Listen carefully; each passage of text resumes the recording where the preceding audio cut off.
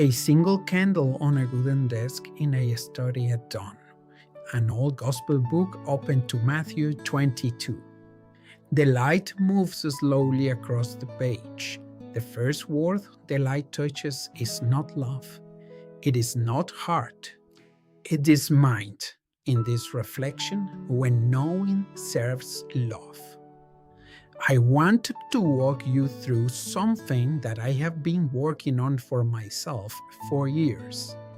It is a thought about how the Renaissance hub mindset moves from one discipline to another.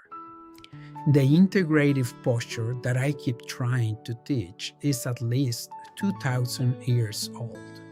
And the place I keep noticing it most clearly is in the way Jesus Christ taught. I am presenting this as a scientist and as a Catholic, but I am not presenting it as doctrine. I am working something out for myself and inviting you to look at it with me. Whether or not you share my faith, the observation about Christ's pedagogical method holds on the page. And I think it has something to say to anyone whose work sits at the seam between fields. Read the Gospels with a methodological eye, and a pattern surfaces almost immediately.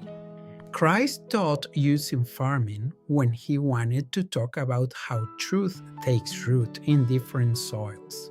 He taught using fishing when he wanted to talk about gathering disparate people. He taught using economics when he wanted to talk about what a life produces and what a life is owed. He taught using construction, governance, family relationships, medicine, viticulture, harvest.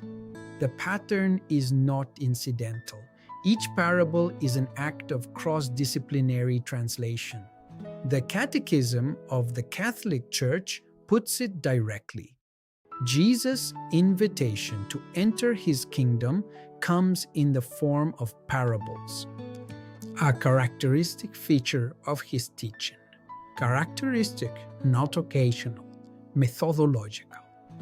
We tend to read the parables as devotional content, stories that carry spiritual meaning. They are also structurally a teaching technique that any of us working across fields could learn from. There is one sentence in the Gospels that, in my reading, is the most explicit formulation of an integrated intellectual life that the Western tradition contains. It is the Great Commandment in Matthew 22:37 and Mark 12:30. You shall love the Lord your God with all your heart, with all your soul, with all your mind, and with all your strength. Read that slowly. Mind, dianoia in Greek, mens in Latin, is named alongside heart, soul, and strength. 4 organs of love. The intellect is not optional in this formulation. It is not opposed to devotion. It is one of the required organs of love. The Catechism develops this directly. Faith does not destroy reason. Faith seeks understanding. 2 other scripture passages have stayed with me for years. The first is John 13:34. A new commandment I give to you, that you love one another, even as I have loved you. Christ's own loving throughout the Gospels is profoundly attentive. He notices the woman at the well. He notices the tax collector on the tree. His love is not vague. It is particular, careful, exact, which is to say, it is a form of knowing well. The second is John 1:12. To those who receive him, who believed in his name, he gave the right to become children of God. Whatever else that line does, it grounds the dignity of every person's capacity to know.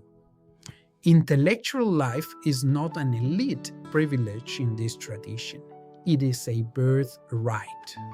In this reflection, what I keep noticing is that the Catholic intellectual tradition has been doing this work openly and continuously for a very long time. St. Augustine integrated Platonism. Thomas Aquinas integrated Aristotle. Erasmus of Rotterdam, working in the Catholic Renaissance of the early 16th century, put it in a single sentence. In his Paraclesis, let this be one philosophy held by everyone. Nothing can deepen true piety should be considered foreign to a Christian. In other words, anything that helps you grow in genuine devotion to God belongs to your Christian life. Classical learning, science, philosophy, any careful thought that serves real love of God, all of it is yours. None of it is alien. The Vatican II reaffirmed the autonomy of early affairs.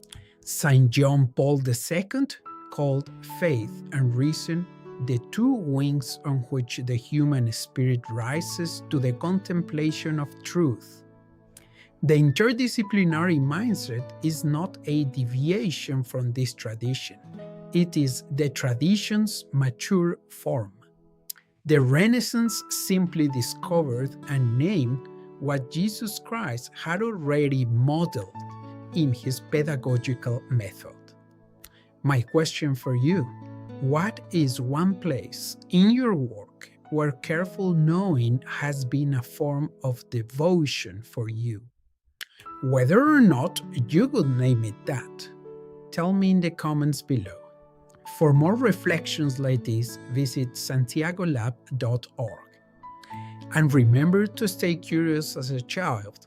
Let nature surprise you and stay Renaissance. If you like this content, give us a like, comment, share, and subscribe.